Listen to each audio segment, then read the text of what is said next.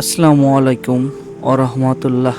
প্রিয় দর্শক, আমরা অনেকেই নফল রোজার গুরুত্ব জানলেও রবিবার ও সোমবারের রোজা সম্পর্কে সঠিকভাবে জানি না। আজকের ভিডিওতে আমরা আলোচনা করব কেন এই দুই দিনের রোজা রাখা এত ফজিলতপূর্ণ।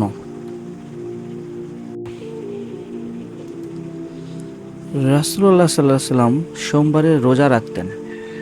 সাহাবীরা যখন এর কারণ জিজ্ঞেস করলেন, তিনি বললেন, এই দিনে আমার জন্ম হয়েছে আর এই দিনেই আমার উপর ওহী নাজিল হয়েছে। সহিহ মুসলিম। অতএব সোমবারের রোজা রাখা মানে শুধু নফল ইবাদত নয়, বরং প্রিয় নবীজির সুন্নাহ অনুসরণ করা।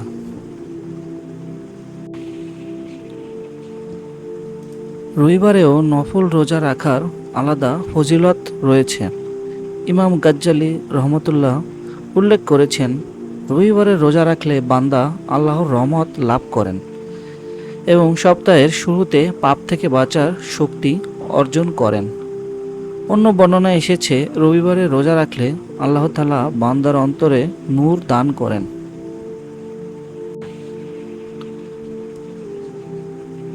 হাদিসে এসেছে, যে ব্যক্তি আল্লাহর পথে একদিন নফল রোজা রাখে, আল্লাহ তাআলা তাকে জাহান্নামের আগুন থেকে 70 বছরের দূরত্বে দূরে সরিয়ে দেন।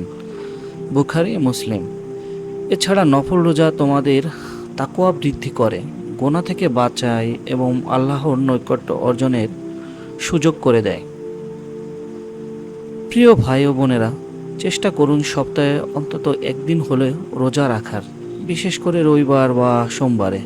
এতে আপনি নবীর সুন্নাহর অনুসারী হবেন, আল্লাহর রহমত পাবেন এবং আখিরাতে বিশাল সওয়াব অর্জন করবেন।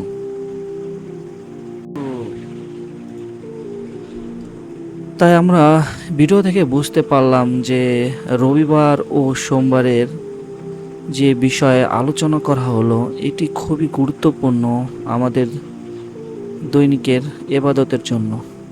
তাই প্রিয় ভাই ও বোনেরা, চেষ্টা করুন সপ্তাহে অন্তত একদিন হলেও রোজা রাখার, বিশেষ করে রবিবার বা সোমবারে।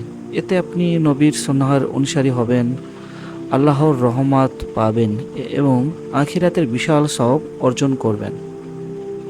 আসুন রবিবার ও সোমবারের রোজাকে আমাদের জীবনের অংশ করি। আল্লাহ আমাদের সবাইকে নফল ইবাদতের তৌফিক দান করুন, আমিন। রবিবার ও সোমবার ছোট আমল, বড় সওয়াব।